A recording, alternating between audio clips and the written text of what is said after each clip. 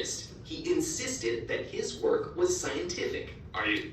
So all these ideas that Freud is going to help pioneer can be traced, all these ideas can be traced back to Freud except for, is it psychoanalysis?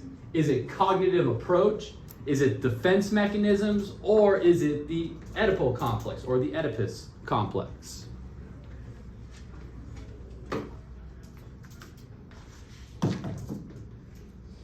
So while you're answering this, the story of Oedipus goes in Greek mythology that this guy, Oedipus, was so enamored with this woman. All right, now let's set the stage. This guy had been separated from his parents, separated from his mom and dad at a very young age. And so when he becomes a older, let's say teenage, young adult man, he is going to catch the eye of this very attractive woman that he sees across town. And he desires after this woman. He lusts after this woman. So much so that he is willing to kill that woman's partner. Now, once this is all revealed to him, that no, you have not killed some random dude, you actually killed your father.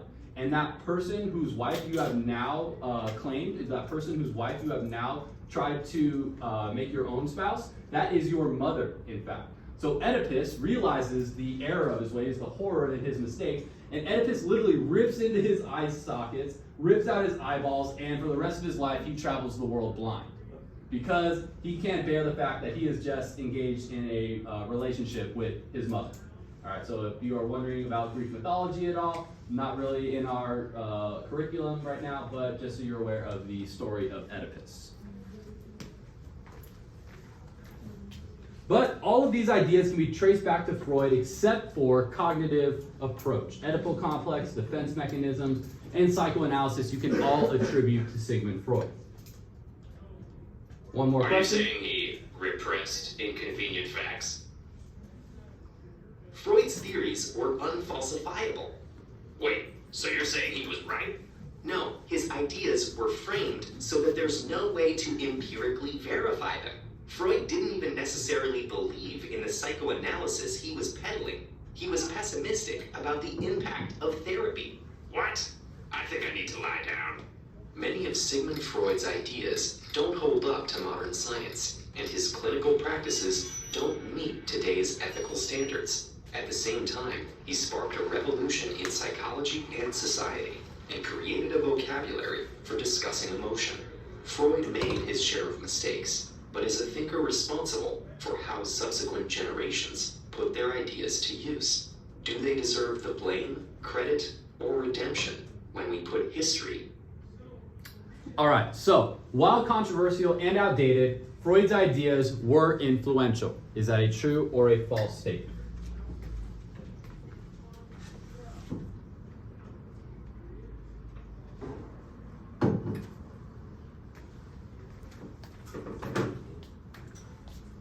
All right, 5, 4, 3, 2, and we are moving on. All right, so the old saying goes, you don't throw the baby out with the bathwater. So you do not discount everything that Sigmund Freud contributed to the field of psychology just because some of those practices don't meet modern, much more rigorous standards for verification and for peer review. So you're now seeing that, yes, some of Freud's ideas and philosophies were outdated, but he starts to get people talking about psychology, starts to get people talking about studying the human behavior, or what influences human behavior. So, again, the old saying goes, you don't throw the baby out with the bathwater. Trial. You still take what you can and learn from every experience. So now let's get into our new Cornell notes. I'm going to post these right now on Google Classroom. So you got a new set of Cornell note slides getting posted to your week 3 section. And let's just take a look at some of our learning targets for today while we are getting settled in. The first learning target up there is going to take up the majority of our time, is what factors led to the fall of the Romanovs, the family of the last Tsar of Russia. All right, the Tsar and the Tsarina and their children. So what factors led to the fall of the Romanov dynasty that had lasted for 300 plus years in Russia? Number 2, we already talked in a little bit about what would be the impact of Einstein and Freud. We talked about Sigmund Freud We're going to get introduced to Albert Einstein today, and another follow-up activity about Einstein moving into next week. And then finally, what themes were popular for the lost generation writers and artists? So what themes would you see utilized by writers, by painters, by musicians, sculptors as well, coming out of this post-war era? So I encourage you to change up the title of your slides. Your title slide, or the title on top of your template, should read Post-World War I, Age of Uncertainty.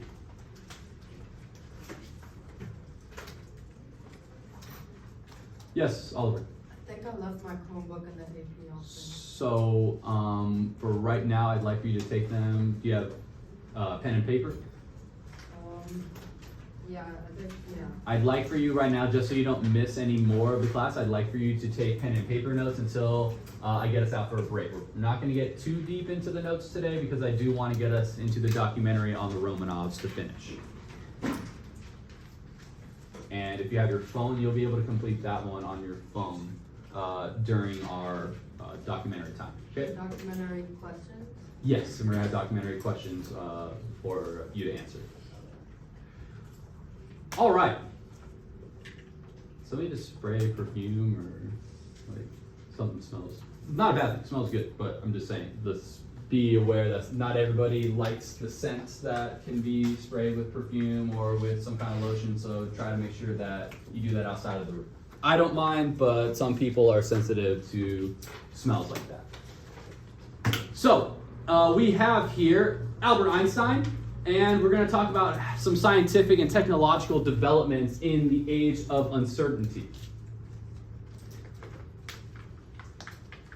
So we talked about the age of uncertainty. We're talking about the uncertain economic future, the uncertain peace that has been settled in the Treaty of Versailles. So people are happy that the war is in the rearview mirror. At the same time, there is a sense of tension. There's a sense of unease because of the fact that you start to see that this peace is not going to last. When you start to see the economic factors at play, when you start to see the societal unrest that starts to develop in the 1920s, many people predict that war is shortly on the horizon. But we have our first three terms here. We have Albert Einstein, the German-born Jewish physicist who was the greatest scientific genius since Isaac Newton and helped to develop the theory of relativity.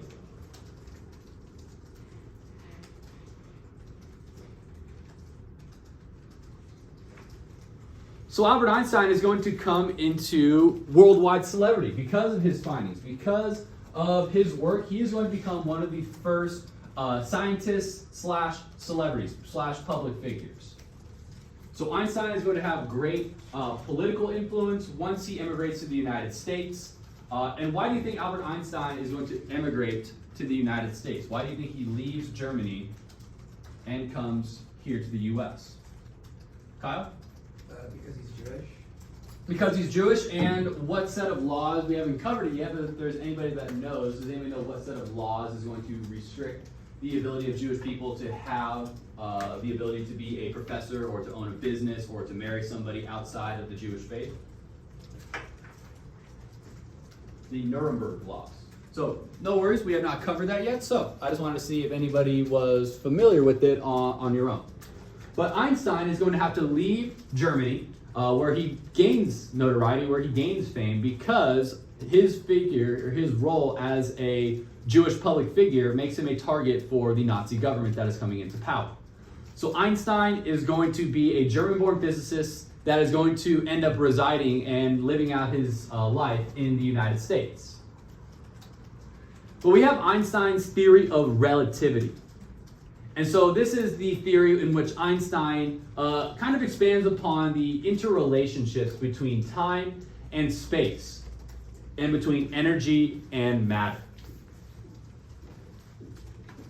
So essentially, to put it in short, that time is different based off of where you are currently at. All right, we all know that in wherever you are on the globe or even in the country, you could be under a different time or a different time zone, as we call it. But also, Einstein starts to talk about not just time here on Earth, but he also starts to talk about time as in relation to space. All right, so the space-time continuum, meaning that certain events that occur in space do not happen on the same timeline as they have occurred here on Earth. So how many of you have heard that when an astronaut goes out on a long journey, they're actually not aging as fast as, say, members here down on Earth? Has anybody ever heard that theory before? All right. So the idea is that time is different on Earth as it is in space. So there is a difference, that time is a relative concept. All right. It is all based off of where you are in that moment. Sigmund Freud, the Austrian physician, psychologist, who wrote The Interpretation of Dreams. So also your ability to analyze your subconscious thoughts, your dreams also. How many of you ever woke up and be like, oh, that was the craziest dream. That was like the most vivid dream. I remember every conversation from that dream. That was freaky. It almost felt like I was alive, like I was awake for that. So you're seeing here that, according to Freud, Matthew? For question or? Oh, there you go. So, thank you.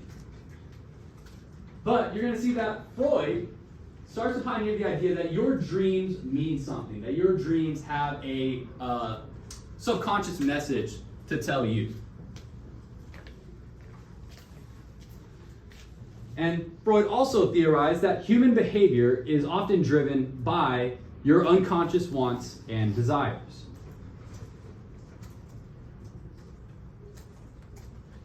All right, we have existentialism. This is a philosophy based on the idea that people give meaning to their lives through their choices and their actions.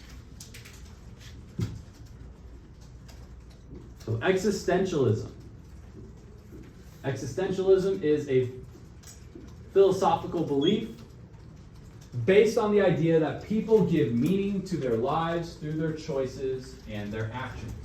So essentially, you all have a purpose in life. All right? You all have something that you would like to accomplish in your life that gives you joy, that gives you meaning, that gives you, again, a sense of belonging. And we do this because people often want some kind of rationale or some reasoning as to why. That's why you oftentimes will see people, regardless of where they're born, gravitate towards some kind of religious doctrine or religious belief. Because of the fact that most people want some kind of goal, some kind of end result to strive towards. And in most religions, most belief systems, what is the ultimate end goal to achieve? Dash? To make it to like an afterlife? Yeah, make it to the afterlife, right? Make it to heaven, or whatever your afterlife may entail. So people want to have purpose, they want to have meaning, and so they're oftentimes striving for that meaning in their life here on earth. And the idea of existentialism is pioneered by Friedrich Nietzsche. So Friedrich Nietzsche is a German philosopher who advocated the reliance on emotion and instinct. All right, so we all try to give meaning and action to our lives because it gives us a good emotional response. However, Nietzsche's works and beliefs helped to influence the fascist movements of the 1920s and the 1930s. So allowing for people to give into their anger and to their rage and their emotion, you're going to see that the fascist leaders of the time are able to utilize this anger, utilize this fear, this uncertainty among the population, and move them towards scapegoating other marginalized groups. So people allow their emotions to get the best of them, and that is typically what happens when you see the world fall into difficult economic times. Now we have surrealism. So we're going now into the art world. Surrealism is a 20th century, so 1900s, artistic movement that focuses on the workings of the unconscious mind.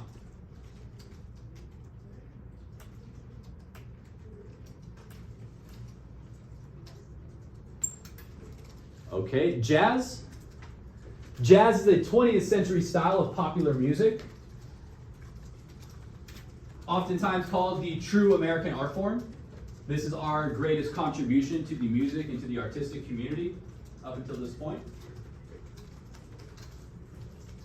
And you're going to see that the celebrity of jazz musicians is going to expand worldwide.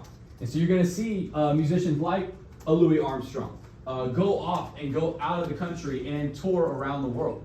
All right, so you're going to see that jazz music becomes the true American art form. Jazz music becomes our greatest cultural export. And that is something that continues into the modern era. If you guys have ever gone out and you travel, let's say you go to, when you start traveling in the later part of your high school and into your college years, go to a hostel, go to a youth hostel, meaning like a high school, college age hostel, and listen to the music that they're playing.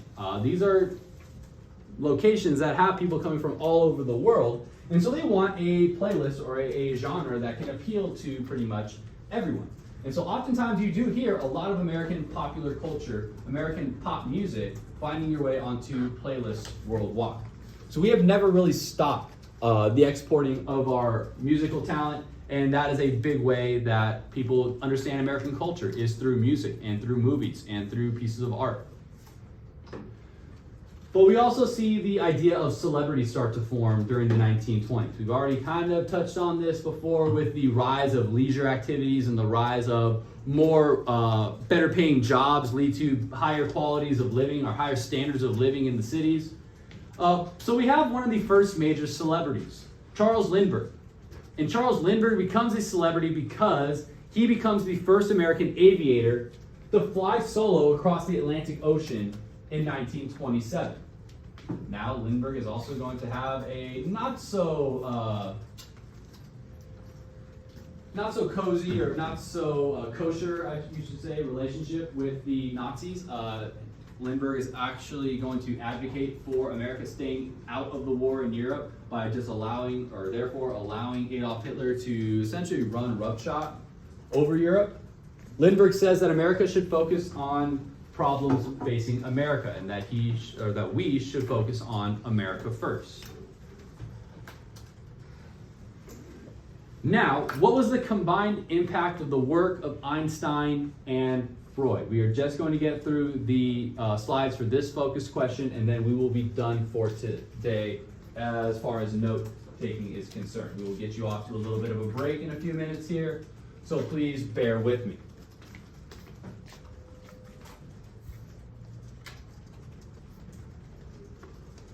So what was the combined impact of the work of Einstein and Freud?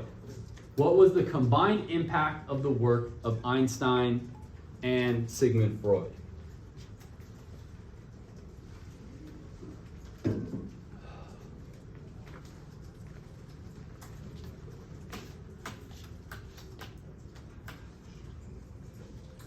All right, Einstein's theory of relativity.